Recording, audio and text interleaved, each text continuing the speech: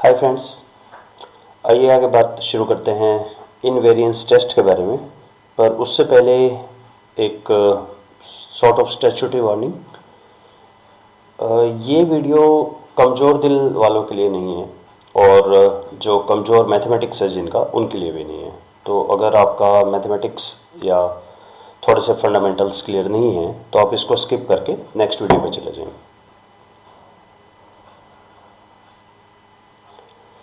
कि तो अगर आप अभी भी टिके हुए हैं तो भी आपके लिए एक और रिमाइंडर, आप प्लीज़ एक बार ये एमोस 18 डिग्री ऑफ फ्रीडम का ये वीडियो एक बार दोबारा से देखिए, क्योंकि यहाँ पे मुझे बात करनी है डिग्री ऑफ फ्रीडम के बारे में और इसके कंसेप्ट की, तभी इनवेरिएंस को आप समझ पाएंगे। तो एक बार बेटर है अगर आप दोबारा देख लें इसे। ओके, तो अगर आप मेरे साथ हैं तो आइए इसको, मेरे पास एक फ़ाइल है डेल, ये पुरानी फाइल है जो एमोस प्लेलिस्ट में यूज़ की है। 3 कंस्ट्रक्ट हैं, पहले में 4, दूसरे में 5 और तीसरे में 3, टोटल 12 आइटम्स हैं मेरे पास।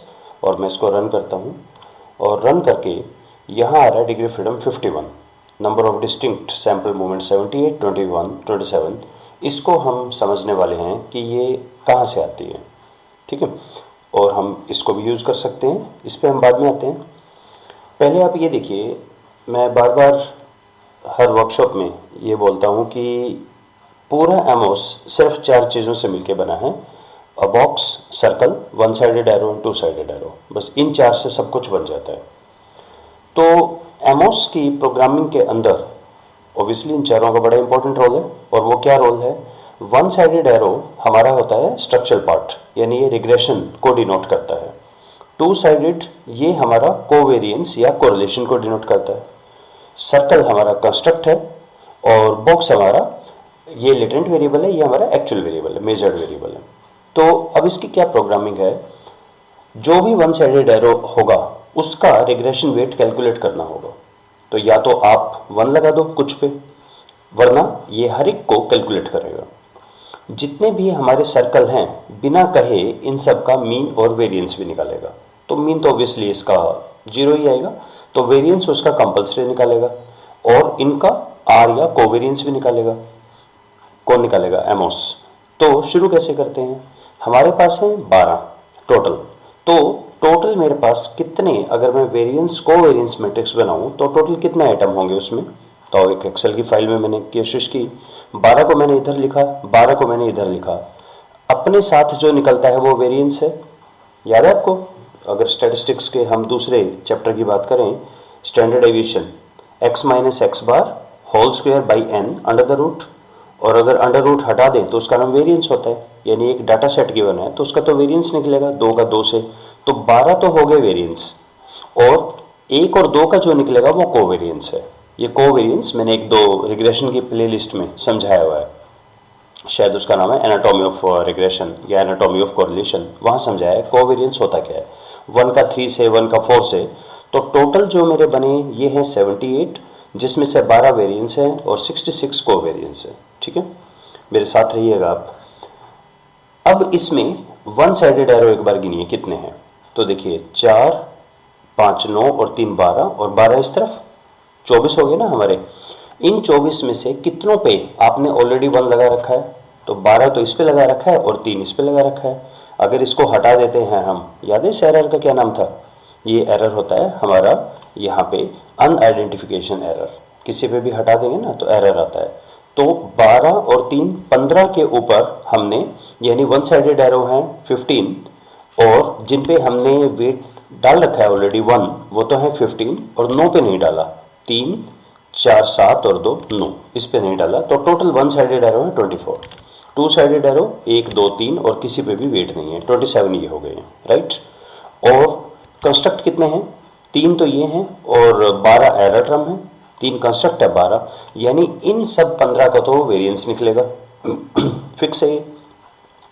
इनमें से सबका हमें इस ये निकालता है रिग्रेशन वेट, लेकिन 15 का तो आपने हटा ही दिया, तो अब जो नहीं है 12 का यहाँ पे निकालेगा रिग्रेशन वेट ये, ठीक है जी। इनका रिग्रेशन वेट निकालेगा और 3 का कोवेरिएंस निकालेगा। यही हो गया ना हमारी टोटल गिनती। तो अगर हम यहाँ डिग्री ऑफ फ्रीडम को एक बार देखें, क्या समझाया है इसने, पैरामीटर समरी फिक्स हमारे 15 हैं।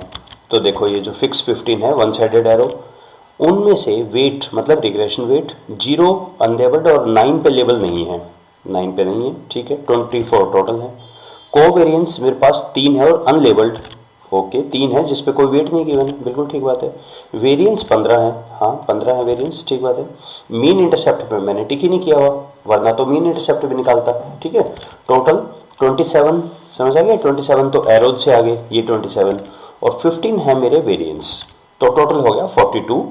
और यहाँ पे 78 में से 27 को हमने सब्ट्रैक्ट किया, 78 ये वाला, 27 को सब्ट्रैक्ट किया, डिग्री फ्रीडम है 51, ठीक है। अब आप पूछ सकते हैं कि ये क्यों मैं आपको सारी चीज़ बता रहा हूँ। देखिए इनवेरिएंस टेस्ट शुरू ही यहीं से होगा, तो अब तो पहले मैं सिंपल इनवेरिएंस पे आ जाता हूँ। मेजरमेंट इनवेरिएंस पहला है कन्फिगरल। कन्फिगरल में हम क्या करने वाले हैं, एमओस के अंदर जाके यहाँ से स्प्लिट कर देंगे दो ग्रुप को, और फिर हम चेक करेंगे कि इसका जो आया है का स्क्वायर, अभी तो पूरे मॉडल का है ना 298, स्प्लिट करने के बाद सेम ठीक आ रहा है।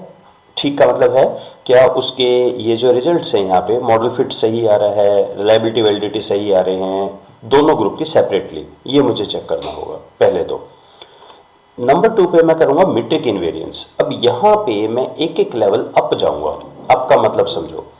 अब मैं क्या करने वाला हूँ, शुरू में तो मैंने कहा जी ये सब अलग अलग है, सेकेंड पॉइंट पे मैं जो वन साइडेड एरो हैं इनको फिक्स कर दूंगा, कंस्ट्रेंट कर दूंगा अलग अलग ग्रुप के लिए, यानी चाहे बॉय के लिए करो या गर्ल के लिए करो सेम वैल्यू होनी चाहिए इसकी, ठीक है। फिर स्केलर मीन इंटरसेप्ट ये भी फिक्स कर दूंगा मैं। अगले स्टेप में मैं फैक्टर का कोवेरिएंस जो है टू साइडेड एरो ये भी फिक्स कर दूंगा। पांचवें में मैं वेरिएबल के जो फैक्टर के वेरिएशंस हैं, ये जो यहाँ देता है ना ये, इसके ऊपर जो आएगी वो भी फिक्स कर दूंगा कि बॉय या गर्ल सबका सेम आना चाहिए। लास्ट में मैं एरर के भी फिक्स कर दूंगा, यानी ये भी फिक्स होने चाहिए। इसका मतलब ये हुआ, अब एक बार आप जस्ट सोच के देखें, अगर मैंने दो ग्रुप बनाए बॉय गर्ल जिसमें कोई डिफरेंस नहीं है तो क्या होने वाला है, आप कुछ भी बना लो ये तो सेम ही आएगा। इट्स एज गुड एज आप अपने सैंपल को अगर आप दो हिस्सों में बांट दें, एनालिसिस और वैलिडेशन सैंपल, तो दोनों सेम आने चाहिए ना।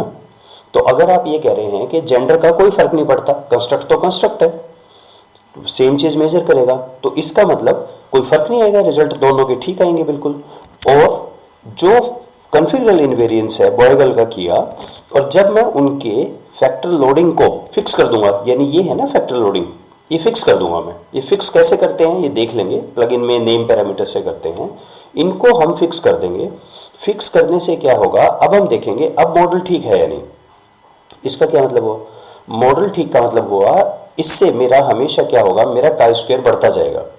तो वो काई स्क्वायर में कितना डिफरेंस है, अगर डिफरेंस सिग्निफिकेंट नहीं है तो इसका मतलब ये इनवेरिएंस टेस्ट पास हो गया, अगर डिफरेंस बहुत ज़्यादा है तो ये फेल हो गया। इसका मतलब मैन वीमेन या उनके अंदर अलग अलग फर्क है।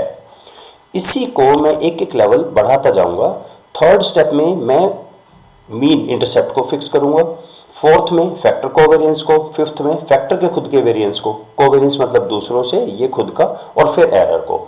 और हर बार पिछले से चेक करेंगे कि काई स्क्वायर में कितना फर्क आ रहा है। जहां पे भी हमारा लगेगा फुल इनवेरिएंस का मतलब होता है सारे 6 के 6 ठीक हैं, इसका इससे कोई फर्क नहीं, इसका इससे फर्क नहीं, इससे फर्क नहीं, इससे फर्क नहीं, ऐसे। और पार्शियल का मतलब है वो मैं आपको बाद में बताऊंगा पार्शियल क्या होता है। तो इसको करेंगे कैसे पार्ट, ये हम देखते हैं नेक्स्ट वीडियो में। तो आपको ये याद रखना पड़ेगा कि इन सब के नोमेनक्लेचर क्या है, कर तो देगा सिस्टम, पर ये बात आपको ध्यान रहनी चाहिए ये चीज़ें हैं क्या, ठीक है। तो इसको नेक्स्ट वीडियो से शुरू करते हैं। Thank you.